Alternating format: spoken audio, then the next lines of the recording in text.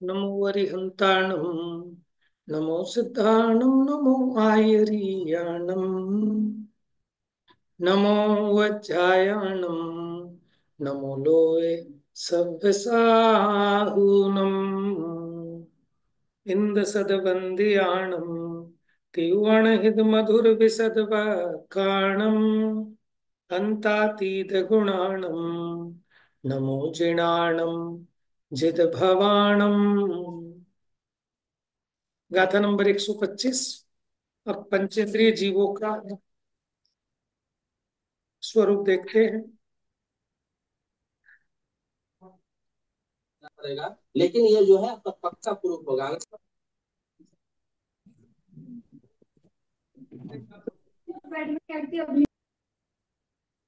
सुर नर नारय तिरिया वर्ण रस फास गंध सदणहु जल चर थल चर खचरा बलिया पंचेंद्रिया जीवा। सुर नर नारक तिर्यक जाने गंध वर्ण रस स्पर्श शब्द स्पर्श जल चर थल चर नभ चर होते पंचेंद्रिय बलवान प्रकर्ष। देखिए, सुर नर नाराय माने नारकी तिरिया तिर्यंश वर्ण रस फास माने स्पर्श गंध सद्दणु माने शब्द। तो पंचेंद्रिय का स्वरूप चल रहा है सुर नर नारक और तिर्यंश। ठीक है, ये देखो, देव मनुष्य और त्रियंश ये तो सैनी पंचेंद्रिय ही है। ठीक है, और पंचेंद्रिय त्रियंशों में भी पाए जाते हैं, लेकिन सभी त्रियंश पंचेंद्रियों ऐसा नहीं है। लेकिन सभी मनुष्य सैनी पंचेंद्रिय होते हैं, सभी देव सैनी पंचेंद्रिय होते हैं, सभी त्रियंश सॉरी सभी नारकी सैनी पंचेंद्रिय होते हैं, लेकिन त्रियंश पंचेंद्रिय भी होते हैं। भी पंचेंद्रिय त्रियंश के तीन भेद हैं, जलचर थलचर और खचरा। ख कहते हैं आकाश को, यानी पक्षी।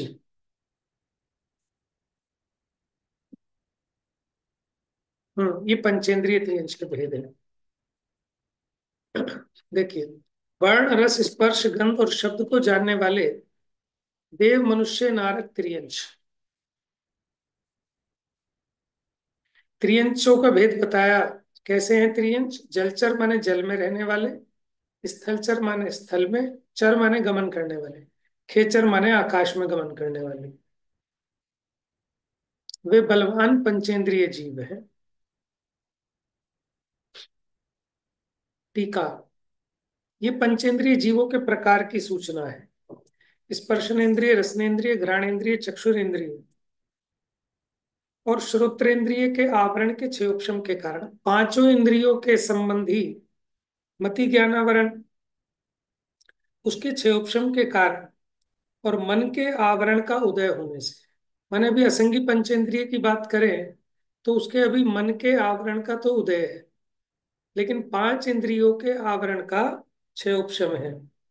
तो वो स्पर्श रस गंध वर्ण और शब्द पांच इंद्रिय के विषयों को जानने वाले जीव मन रहित पंचेंद्रिय जीव है।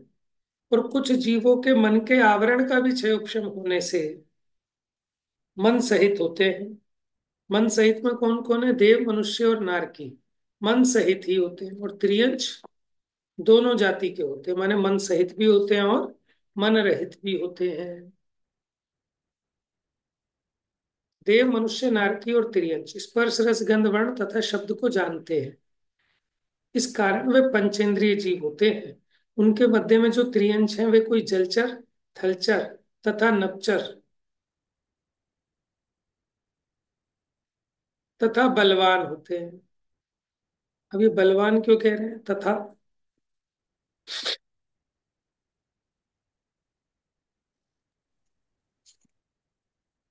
क्योंकि गाथा में भी आया है शब्द, तथा नहीं आना चाहिए, बस ये हो जाना चाहिए वे बलवान होते हैं। वे कौन है? जलचर में मगर है, स्थलचर में सिंह है, और नभचर में गरुड़ नामक जीव। एग्जाम्पल दे दिया तीनों का। वे इस प्रकार है।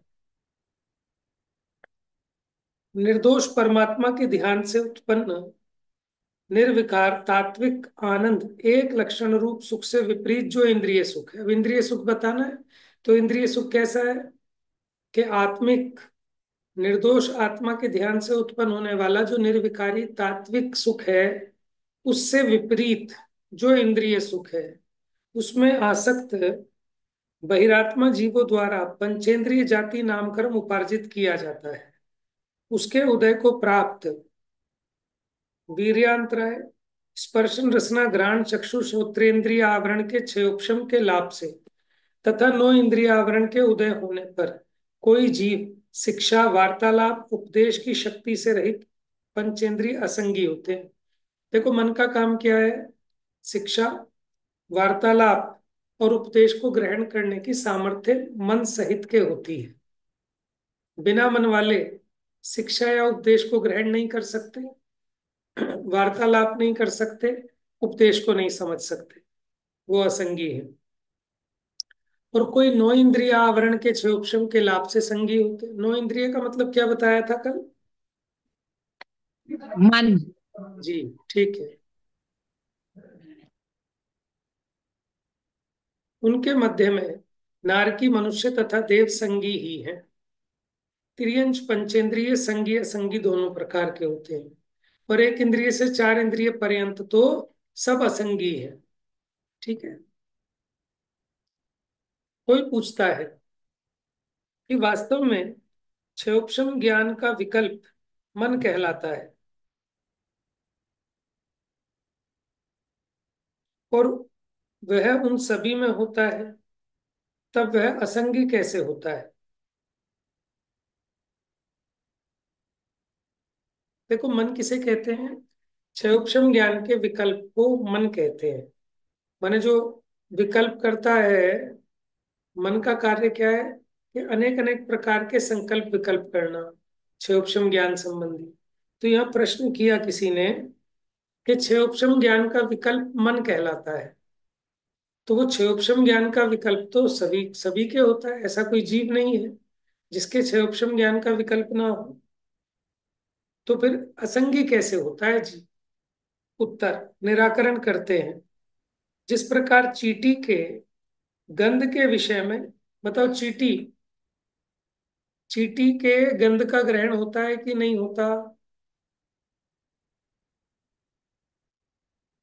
क्योंकि तीन इंद्रिय है। होता है। तीसरी होता इंद्रिय है। घ्राण इंद्रिय, तो गंध का ग्रहण होता है। तो उसके गंध के विषय में जाति स्वभाव से ही आहार आदि संज्ञा रूप पटुता दक्षता होती है।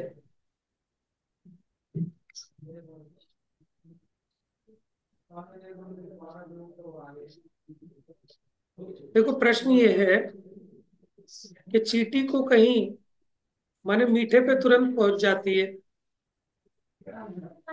ठीक है, तो उसके मन नहीं है, तो वो कैसे इतनी दक्ष होती है?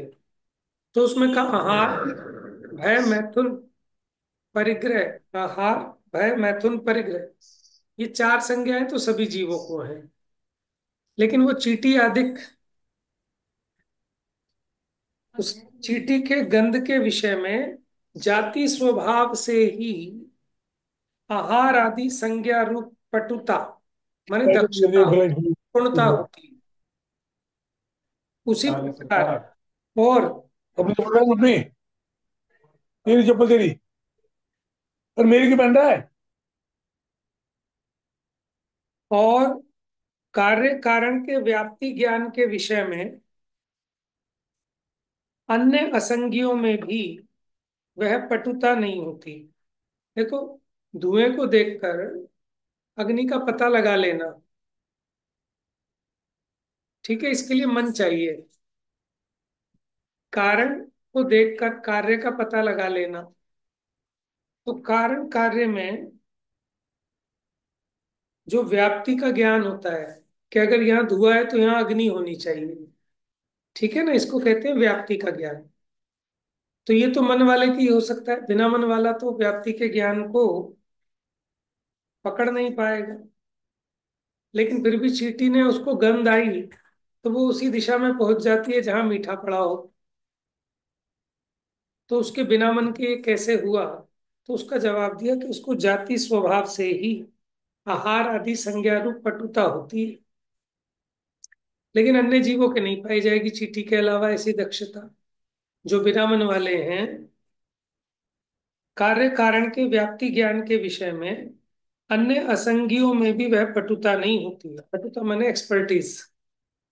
लेकिन चींटी में इसका मतलब ये नहीं कि उसके पास मन है। आप ये देखो, चींटी के आगे पानी पड़ा हो, चींटी वहां से मुड़ जाएगी। तो उसे हित अहित का विवेक है कि नहीं? भैया हित अहित का विवेक बस अपनी जान बचाने के कि भाई मुझे इसमें मर जाऊंगी इसका है।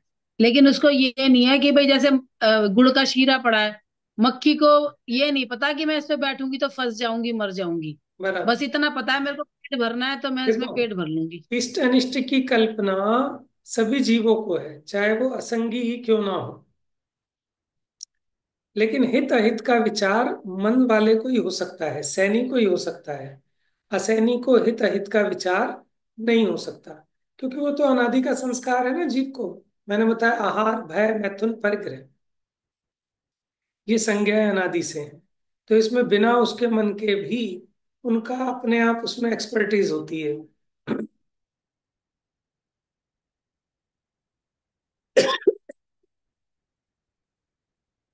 उसी प्रकार मन तीन लोक, तीन काल विषयक व्याप्ति ज्ञान रूप केवल ज्ञान प्रणीत परमात्मादि तत्वों को परोक्ष जानने रूप भेद ज्ञान के कारण केवल ज्ञान के समान है, ऐसा भावार्थ है। देखो, उन्होंने कहा व्याप्ति ज्ञान को मन तो जानता है, बिना मन वाले नहीं जानते। तो मन तीन लोक तीन काल के विषयों की व्याप्ति ज्ञान रूप केवल ज्ञान। देखो, मन का काम क्या है? अनेक प्रकार के विकल्प करना, ठीक है, हित अहित का विचार करना, उपदेश ग्रहण करने की शक्ति। माने अगर किसी को कुछ ट्रेनिंग करने पर ट्रेंड किया जा सके, समझना वो सैनी है, मन सहित है। तो ये जो मन के द्वारा जो केवल ज्ञान से जानने में आने वाले पदार्थ हैं, उनको भी मन के द्वारा परोक्ष जाना जा सकता है। तो इसलिए जो सैनी पंचेंद्रिय का श्रुत ज्ञान है, उसको केवल ज्ञान के समान कहा जाता है। केवल ज्ञान प्रत्यक्ष जानता है और श्रुत ज्ञान कारण कार्य के द्वारा जानता है, परोक्ष रूप से जानता है।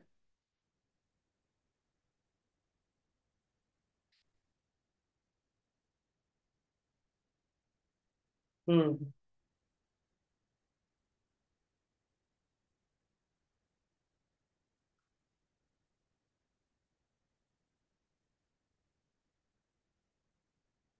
अब इंद्रिय भेदों की अपेक्षा जीवों का चतुर्गति संबंधी कथन का उपसंहार। अब इसको समेटते हैं इस विषय को। देवाचौन देवाचौनिकाया मणुया पूर्णकम भोग भूमिया तिरिया बहुपयारा नेरैया पुर विभेय गदा। चतुर्निकाय देव होते हैं, कर्म भोग भूमि जहै नर। बहु प्रकार तिरि अंच कहे हैं, पृथ्वी जितने हैं नारक। तो देव चार निकाय के कहे गए। मनुष्य दो प्रकार के, कर्म भूमि और भोग भूमिज। त्रियंच अनेक प्रकार के हैं। और नारकी जीवों के भेद उनकी पृथ्वियों के भेद जितने हैं, सात पृथ्वियां हैं। नरकों की सात पृथ्वियां है ना, तो उतने ही भेद है। चलिए पढ़िए, टीकार्थ कौन पढ़ेगा?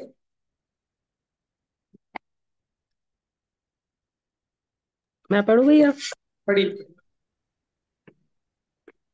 यह इंद्रियों के भेद की अपेक्षा से कहे गए जीवों का चतुर्गति चतुर्गति संबंध दर्शाते हुए उपसंहार है। देवगति नाम और देवायु के उदय से देव होते हैं। वे भवनवासी, व्यंतर, ज्योतिष और वैमानिक ऐसे निकाय भेदों के कारण चार प्रकार के हैं। मनुष्य गति नाम और मनुष्यायु के उदय से मनुष्य होते हैं। वे कर्म भूमिज और भोग भूमिज ऐसे भेदों के कारण दो प्रकार के हैं। त्रियंच गति नाम और त्रियंच आयु के उदय से त्रियंच होते हैं। वे पृथ्वी, शंभुक, शंख, जूं, दास, जलचर, उरग, पक्षी, परिसर, चतुष्पाद, चौपाई इत्यादि भेदों के कारण अनेक प्रकार के हैं। भैया स्क्रॉल करना।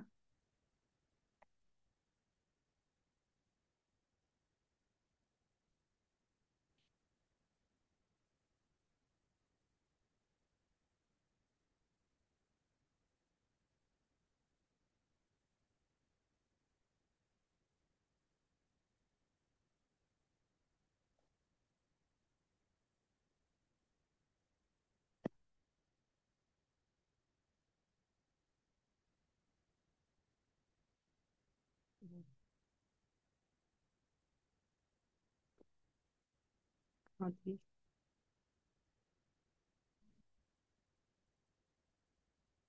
अनेक प्रकार के हैं। नरक गति नाम और नरकायु के उदय से नारक होते हैं। वे रतन प्रभा भूमिज, शक्रा प्रभा भूमिज, बालुका प्रभा भूमिज, पद्म प्रभा भूमिज, धूम प्रभा भूमिज, तम प्रभा भूमिज और महातम प्रभा भूमिज ऐसे भेदों के कारण सात प्रकार के हैं। उनमें देव, मनुष्य और नारकी पंचेंद्रिय ही होते हैं। त्रियंश तो कुछ पंचेंद्रिय होते हैं, कुछ एक इंद्रिय, द्विंद्रिय, त्रि और चतुरिंद्रिय भी होते हैं। हाँ जी, देखिए सरल है। चार प्रकार के देवों के भेद बताए। मनुष्य, कर्म भूमिज, भोग भूमिज। त्रियंच गति में एक इंद्रिय से पांच इंद्रिय तक बताए हैं। अब इसमें उरग उरग मैंने होते हैं जो पेट के द्वारा खिसक खिसक कर चलते हैं। पक्षी, परिसर, चतुष्पाद, चौपाई ऐसे अनेक प्रकार के भेद बनते हैं। ये सात नरक पृथ्वियों के नाम बताए हैं। तात्पर्य वृत्ति और पढ़ लेते हैं, पढ़िए। भवनवासी, व्यंतर, ज्योतिषी तथा वैमानिक के भेद से देव चार प्रकार के हैं। भोग भूमिज तथा कर्म भूमिज के भेद से मनुष्य दो प्रकार के हैं। पृथ्वी आदि एक इंद्रिय के भेद से शंभुक अर्थात शूद्र, शंख, जू, डांस आदि विक्लेंद्रिय के भेद से जलचर, थलचर तथा नभचर और दो पैर तथा चार पैर वाले पंचेंद्रिय के भेद से त्रियंच अनेक प्रकार के हैं। रतन, शंकरा, बालुका, पंख, धूम, और महातम प्रभा भूमि के भेद से नारकी सात प्रकार के होते हैं। यहाँ चारों गतियों से भिन्न स्वात्म उपलब्धि लक्षण वाली जो सिद्धगति होती है, उसकी भावना से रहित जीवों अथवा सिद्ध समान निज शुद्धात्मा की भावना से रहित जीवों द्वारा जो चतुर्गति नाम कर्म उपार्जित किया जाता है, उसके उदय के अधीन देवादि गतियों में उत्पन्न होते हैं। ऐसा स्क्रॉल करना भैया। ऐसा सूत्र का अर्थ है। आगे का पढ़ू भैया। हाँ जी, देखिए इसमें कोई नई विशेष बात नहीं है, तो ये भी अपना पूरा हो गया। हाँ, यहाँ आशय यह है कि चतुर्गति से भिन्न स्वात्मोपलब्धि रूप सिद्ध गति अथवा निज शुद्धात्मा की भावना निरंतर अखंडपने भाई जावे तो चतुर्गति से छूटा जा सकता है। अब आगे बताएंगे गति भैया नामकरण। हाँ जी, भैया इसमें जो दो पैर वाले त्रियंच लिए हैं तो इसमें तो ये पक्षी आते होंगे सिर्फ। देखो आपके पास चार गतियां हैं, तो पक्षियों को आप कौन सी गति में डालोगे चारों में से? नहीं, त्रियंच में ही डालेंगे वो तो। हाँ, पक्षी आएंगे। जैसे इसमें पक्षी हो गए जैसे इसमें जैसे इन्होंने लिखा। कुछ ऐसे ना, जैसे हाँ। कंगारू भी मुझे लगता है दो पैरों पे ही चलता है। कंगारू देखा है पर ना? होते तो हाँ जी। होते तो चार ही पैर हैं उसके वैसे शायद। नहीं, दो पैर होते हैं, दो हाथ होते हैं। अच्छा। मेरे ख्याल से तो ऐसे और भी हो सकते हैं, हमारी जानकारी में ना हो। तो पक्षी तो है ही। ठीक है। अब इसकी आगे की तो चर्चा। लिखा भी दो पैर वाले, लिखा भी है नभचर दो पैर वाले, हाँ, लिखा है। तथा चार पैर वाले इत्यादि पंचेंद्र। ठीक हम्म। है। नपचर दो पैर वाले तथा चार पैर वाले। चार पैर वाले भी होते होंगे नपचर भी। ठीक है, वो अनेक अनेक प्रकार के हो सकते हैं, 3 इंच तो। अब इसकी आगे की चर्चा कर लेंगे, आज इतना ही। जा वाणी के ज्ञान से सूझे लो कालो, सो वाणी मस्तक नमो सदा देते हूँ धो।